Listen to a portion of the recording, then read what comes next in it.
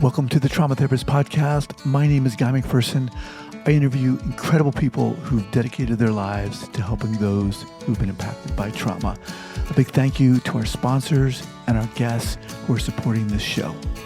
So 5, 4, 3, 2, and 1. All right, folks, welcome back to the podcast. I'm very excited to have as my guest today, Zetta Thomelin. Zetta, welcome. Hi, Guy. Thank you for having me. I'm looking forward to talking to you. Awesome. Zetta is an author, therapist, coach, and recognized leader in the field of hypnotherapy. She's a chair of the British Association of Therapeutic Hypnotists, vice chair of the UK Confederation of Hypnotherapy Organizations, and she serves as a trustee for the Research Council for Complementary Medicine. Zetta has also served as CEO of Children with AIDS Charity and vice chair of Mama Biashara, a charity supporting grassroots projects in Kenya. She's the author of 4 books, The Trauma Effect, Exploring and Resolving Inherited Trauma, Genes Don't Lie, DNA Results, and Family Secrets, among others. Prior to her career in therapy, Zetta worked in the media as a director of Chronos Group Publishing and as group head at News International. All right, Zetta, obviously just a little bit about you, but share with our listeners, before we get going, where you're from originally and where you are currently. I was born in England and I live and work in England, though sometimes across in Germany as well. I've had an interesting journey towards a work in therapy through, as you've outlined, a business background that then ended up in the world of therapy through my own physical illness that caused me to need to change direction. And then a whole lot of new learning came my way on that journey. Well, that's the perfect entree. So let's go. How did all this start for you? I had viral encephalitis, and at the time I was a CEO of a charity in London at the peak of my career. Viral encephalitis, which is what? It's a bit like meningitis. So the brain swells and you have all sorts of physical problems. Wow. Okay. And it left me at the age of 34 with difficulty seeing. I couldn't read, I couldn't write, I couldn't watch television, I couldn't cope with any light. So my life went from great success to a sort of a void of nothingness. And I was looking at how to recover. And one day a friend suggested I went for some hypnotherapy to help me with my sleep and to help me kind of deal with the situation I found myself in, this sudden change. I think the thing I found most difficult was I didn't know how to be Zetta without the identity of my work and all the other things I'd been doing. I had to really dig deep into myself, my sense of identity. And time is very long. When you can't read a book or watch a television program, you really have to dig deep into yourself.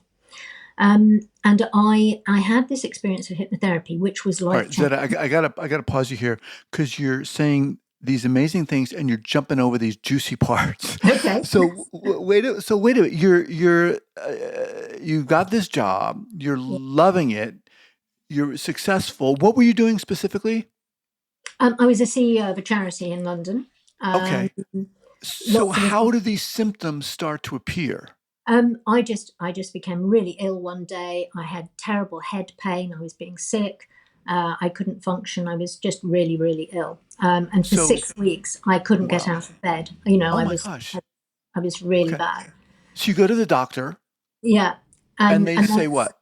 Well, they're not sure at first, and then gradually they decide I've got encephalitis. And I have to. I'm told I need to change the way I live my life. A doctor looked at me and said, well, you know, you're not going to be able to read a book again. You're not going to be able to do all sorts of things. So just change the way you live your life. And I'm somebody who I wasn't prepared to just give in at this point. You know, I could have just sort of said, well, this is my life now. I'm going to be limited and just do what I can do. But I wasn't prepared to accept that was the way things were. What were the proposed treatments? Well, it wasn't. I mean, once I'd recovered, I was no longer seriously ill, but it left brain damage in my brainstem. And so it left me with some problems. And it was how I was going to live with those problems. And I bought, I mean, we're going back a long time now. I'm 60 now, so we're going back to technology was much more simple. But I bought a huge scanner device that worked like a reading machine, and it would read out text to me so I could work, get books. There were some audio books available, but I was trying to think, how can I manage my life? I got an audio diary and all sorts of things. But over time, gradually, my sight began to improve and things began to get better for me. I think the hypnotherapy helped me a lot. And it made me think, I want to know how to do this. So I studied to become a hypnotherapist at a time when Okay, I wait, still... hang on.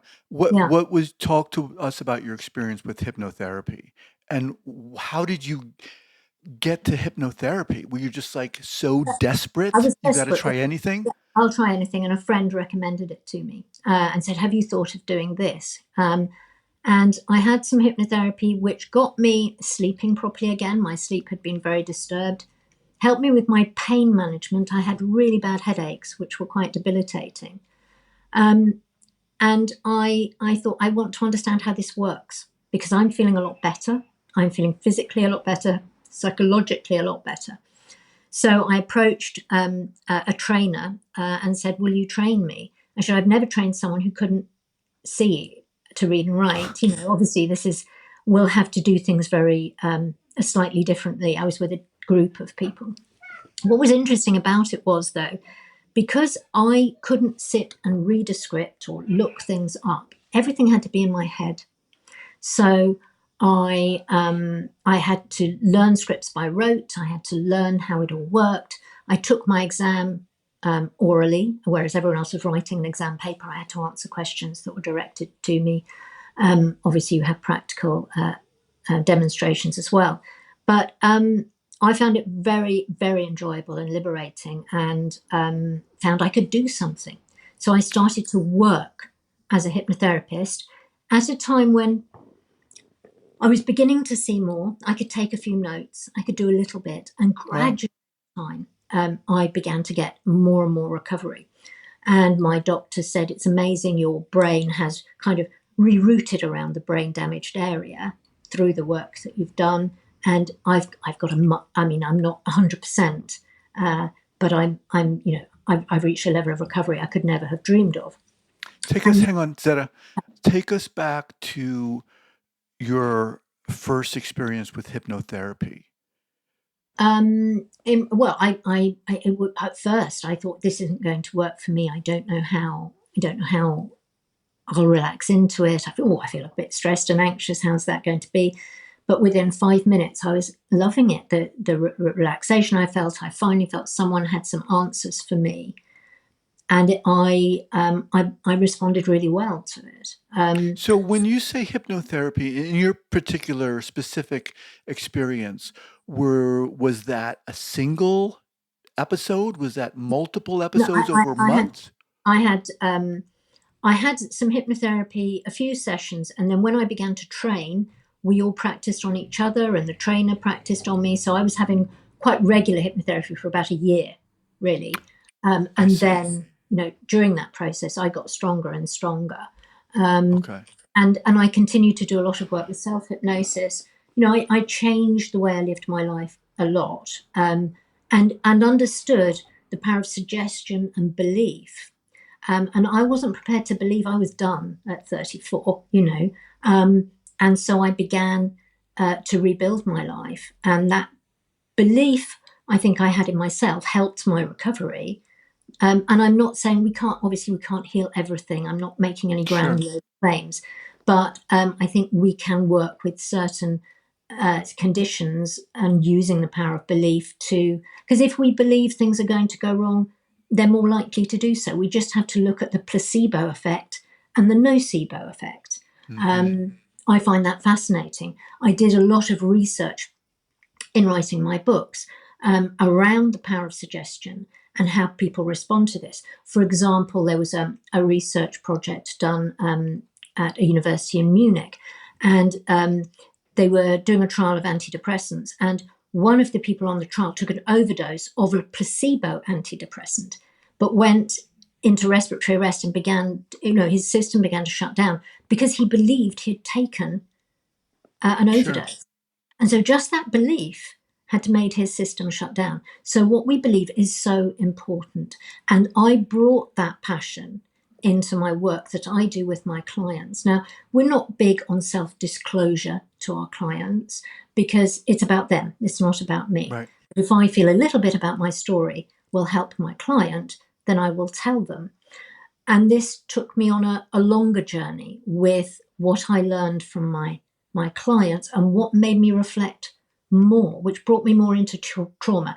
I mean, I guess what happened to me, suddenly losing everything and having to start again, that was a trauma. But I began to look at how trauma affects a family. So How trauma affects a family. I found myself working as a hypnotherapist with people, obviously, who've experienced trauma themselves, but also people who'd had trauma within their family. So that could be a parent or a sibling. There could be a suicide in the family, or there could be abuse of a parent. A parent could have been raped, or going back generations. I've worked with quite a few grandchildren of Holocaust survivors. And I began to notice in this work how trauma was affecting everybody in the family. I guess I knew from my own experience when I got ill and I couldn't work, this affected my parents. They were, really distressed about what was going on for me, and their life changed as a result because they had to support me a lot. But then I was looking at other people's traumas in their families and what sort of behaviors was it bringing in? How were people being affected, both physically and psychologically? And I began to notice certain patterns which fascinated me. And then I wanted to know more about it. And it led to me reflecting again to my own story, because we learn most through ourselves, I think, as a vehicle, that there was a trauma in my father's generation. And I suddenly had a revelatory moment when I realized I was still being affected by what had happened in his family when he was younger, and how these things can affect us with our psychological behaviors, but also physically. I just don't think we can separate the mind and the body. I went to a PTSD conference in London a few years ago, and a professor stood up and said, when did we as physicians decide to separate the mind from the body? We need to bring them back together. Because people with trauma, for example, 50% of people with trauma report pain, physical pain. Mm-hmm. And there's also medically undiagnosed symptoms that people with trauma present with. Now, if you've grown up in a family with someone with trauma, what are you learning in that environment? Right. And this is what fascinates me. Whether consciously or subconsciously, right? Often subconsciously. Yeah. For example, I'll give you an example. If you have a wounded parent, as I had a wounded father, your care all goes into supporting that person. You want them to be okay. You don't understand what's wrong. There's possibly secrecy around what is wrong because you're a child and you're not allowed to necessarily know. And so you start to protect the wounded parent. You go into giving mode. And they talk about this idea of merging. You merge with a wounded parent. And therefore your boundaries become weak. And it's all about we and not about I. And you don't develop a strong sense of self. And if you haven't developed a strong sense of self, your boundaries will be very weak in all your relationships. And I began to notice this within the clients I was working with. So often a wounded parent, often a mother actually, in a lot of the work I've done, though in my case I had a kind of a wounded father. But protecting the parent becomes really important at the detriment of the child. And then they learn about, they have to look after everybody and they don't look after themselves. And this comes out a lot with people who've been in a family where there's trauma. Also, loyalty to the family. We pull together to deal with this trauma that's happened in our family and repel kind of all outsiders. You have to stay loyal. And there's a price to that loyalty. You develop unconscious patterns around different behaviors, which might be guilt, blame, shame. And these things are more likely to happen if the trauma event that's affected the family is something that's sort of socially difficult, like there's a suicide in the family. We don't talk about it. We mustn't talk about it. It doesn't look good for our family that that's happened. Or, Let me just pause you here for a second. yeah, I'm really struck by your stories, Zetta. I mean, here you were, the CEO of this children's charity. You start to experience these symptoms, which have this major uh, impact and influence on your life and your yeah. health. And you're the way you're speaking now is, would you ever thought that you'd be sitting here talking Oh about no, no. I mean, it's really amazing, and it's so inspiring to hear the shift that unfolded for you. Oh, it was life changing, and you have these. People will say sometimes, "Oh, a terrible thing happened to me, but the good came out of it." I mean, I don't know if Michael J. Fox has talked about his Parkinson's and how it has changed his life in a positive way, as well as obviously all the negatives. And my kind of illness um, took me on a completely different direction. I would never have dreamt of being a therapist. I was a very businesswoman type person. I was very organized, telling people what to do. I'm But the it's boss. so interesting because obviously the way you were speaking and the work you've done, it's almost like, well, correct me if I'm wrong here, but you tapped into this other strength, resource, energy, like you opened this Yeah, other yeah. door in your being. And I have to say, I'm much happier as a therapist than I ever was as a CEO. Um, and each day, I'm working with a lot of individuals with really awful stories, you know. And when you see their lives begin to shift and they're beginning to heal, this is just so wonderful, isn't it? I mean, it's just what a gift to be able to help somebody. I can't, I know it sounds trite, doesn't it? But it really is wonderful All when right, you hang on, see hang on. I someone. want to remind everyone I'm speaking with Zetta Thomelin, author, therapist, coach. Her books include The Trauma Effect, as well as The Healing Metaphor and Self-Help, Self-Hypnosis. So let me ask you something, and I kind of missed this here, but what drew you to this topic of trauma in your clients? I think it intrigued me because I saw the impact it was happening on everyone around them. Whether I was working with the individual who was traumatized, or whether I was working with someone from a family where there was trauma, I was incredibly aware of the impact that was rippling out. It just fascinated me. There was one family in which there was a suicide, and I ended up working with the mother, three cousins, a grandmother, all people in this family. I helped one, and then they said, "Oh, go and see Zetta. She'll help you deal with this." And I was working through different family members to help them move through that experience. Um, I find myself quite often working with more than one member of a family um, because they've been affected by the same issue, but it may have manifested in different ways for them. Now, Zeta, Because are you using solely hypnotherapy? I use hypnotherapy, I use CBT, I use Okay, NLP, okay. and I do some coaching work with people. So it's kind of a blend, and it depends what suits the individual. Um, and I think my own journey of healing, whether it be my illness and getting back on track, and I've worked with quite a few people who've had serious illnesses that need help getting back on track. One in particular who had really extreme grief when their father died. They were very close to the father, and then they didn't cope well with that grief. Then they became very seriously unwell. Um, and it took them a couple of years to begin to recover. And someone sent them to me, and I've helped her on her journey of recovery. And she's now talking to other people about how you recover from illness when you've been in a state of real distress, and how you need to deal often with what's underneath it. Like for her, that terrible grief. We had to work with that as part of her journey to healing her physical illness. So it's just interesting how many different ways trauma can come into people's lives.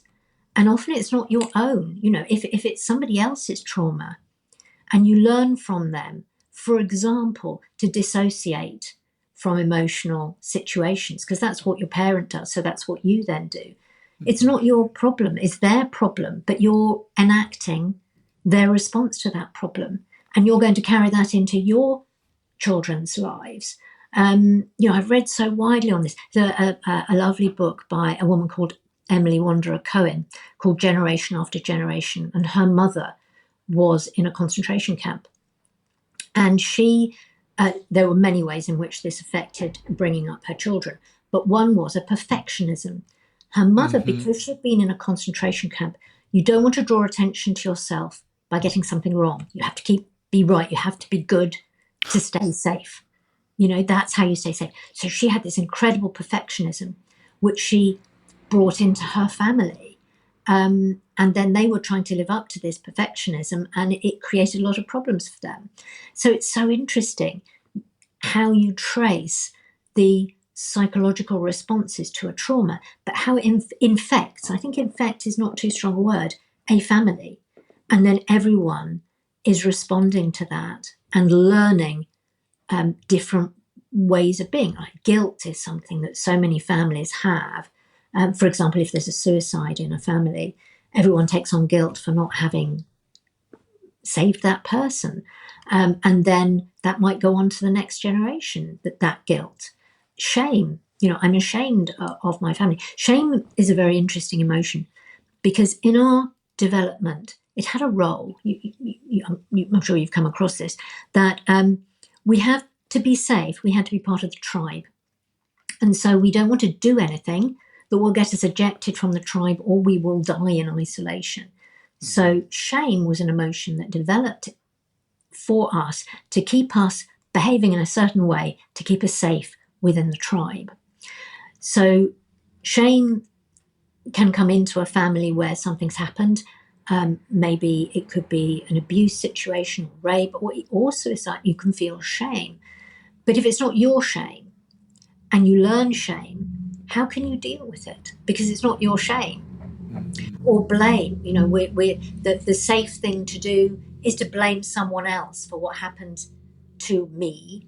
And so we learn to blame other people rather than taking responsibility for our own lives. And blame is a really passive place to be. It's a stuck place to be, because if you're projecting out and blaming somebody else, you're stuck in a passive position. You're not taking control. And these are all the kinds of emotions that come into the trauma situation. So I came to it, I guess, from my own trauma and how I responded to that. But then I began to reflect on my family trauma and what happened in my father's generation, which happened before I was born. And I remember sitting So down. obviously you found out about that through curiosity and research? Yeah, and I'd been told I was never allowed to ask questions about.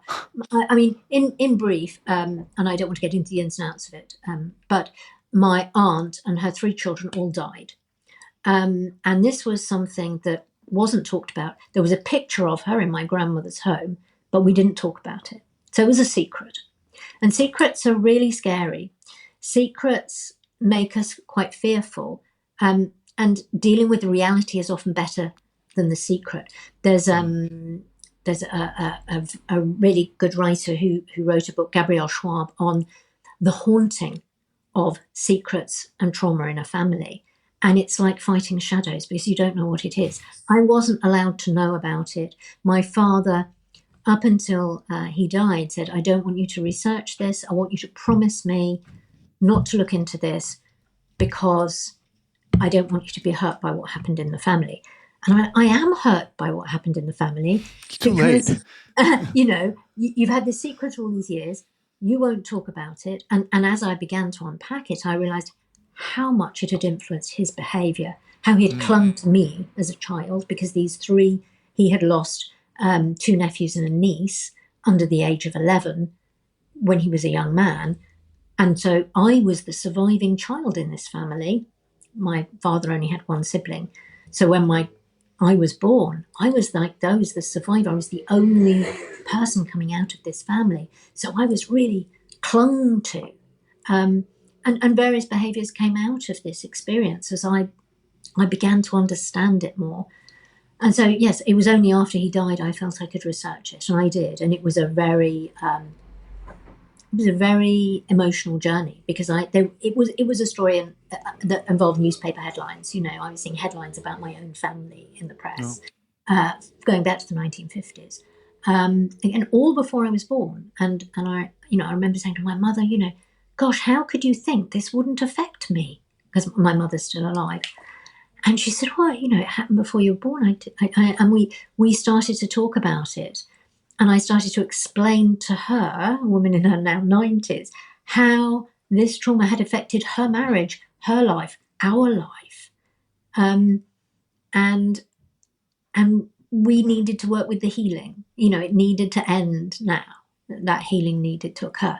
And I'm very proud of how she's gone on this journey with me a little bit, because we'll be watching television together. Somebody will go, oh, darling, that's generational trauma, isn't it? What's happening there? And I'll go, yes, it is. And I'm delighted. And I really, and it led to me writing the book, The Trauma Effect, which is in part my own journey, and then sort of looking at the themes of guilt, blame, shame, all the things that come out of it, and then how to deal with it. Because when I was researching all this, I think there's a lot of people discussing the theory and the ideas and all the things that happen and can come out of generational trauma, which is quite a hot topic at the moment, whether it be a whole society that can be affected, like colonialism, or individual generational trauma. But no one was telling you what to do to make it better. Mm-hmm. And that's what I thought. Someone needs to come up with what to do to make it better. So I'm going to heal myself, and I'm going to take that information and show other people how to do it. And that's the journey I went with in that book. And then within 3 days of writing the last full stop, I had a new door open, and I suddenly found out I had a half sibling I didn't know about through a DNA test, just to find out my genealogy, where were all my roots. And I suddenly found I had a half sibling I didn't know about. I'm an only child. Spent 56 years as an only child. Suddenly, I had a sibling I didn't know about. I thought I'd now dealt with all the family trauma, and now I have a new subject. And I thought, what does this mean? Because suddenly my identity changed, and then I became really interested in identity. I'd been an only child. That's a real label. I wasn't anymore. And I had a half sibling, and I had to share my dad with somebody. He's dead, but I still had to share. I had to learn to share. And I went through this process almost like a child when the second child is born, of being a bit of a tantrum. He's my dad, and I've got to learn to share my dad now. And I did meet my half sister, who is wonderful, a delight. I couldn't have somebody better in my life. But then her world was turned upside down, because she didn't know either. And she started saying to me, but there's no help. I don't know where to turn. I'm not who I thought I was. My identity is blown completely out of the water. There's a podcast. There's not many books. What do I do? So I thought, here's another journey I need to go on, another healing journey. How do you integrate that? How do you deal with it? And with the number of DNA tests out there now, people doing this stuff to find out where they come from, it's a huge, I hear everywhere I turn now, there's another story. Oh, I found out I had a sibling. I found out. Yeah. Zetta, we have to wind down. You're incredible. Yeah. Oh, thank you. You are really incredible. You're such an inspiration. My gosh. Zetta Thomelin, the books, The Trauma Effect, Exploring and Resolving Inherited Trauma, as well as the Healing Metaphor, Hypnotherapy Scripts. Your story is amazing. Love to have you back here. Oh, thank you. Appreciate. Really, really, you got me fired up. How do people learn more about you and what you're doing? Well, I have a website, which is simply my name, zettatomlin.com. And my books are available through bookshops, through Amazon as usual. So you can find out more about me there. Okay. Thank you. You're welcome. We'll have all this linked up at the show notes page at thetraumatherapistpodcast.com. Zetta, loved meeting you. Thank you so much. Thank you. I've really enjoyed talking to you guys. Thank you. All right. Appreciate it.